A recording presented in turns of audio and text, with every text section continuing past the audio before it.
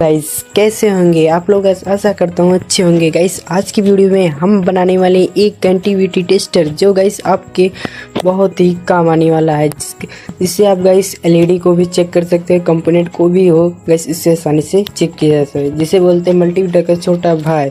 चलो गाइस बनाते हैं। आपको वीडियो पसंद आए तो लाइक, चैनल को सब्सक्राइब कर देना है। गाइस आपको भी कोई भी साइंस का आइडिया आता है तो कमेंट करके जरूर बताना, और गाइस नेक्स्ट पार्ट में आपको हम उसको बनाएंगे ज़रूर। चलो गाइस बनाना स्टार्ट करते हैं। आपको भी कोई भी आइडिया आता है तो कमेंट कर देना जरूर से।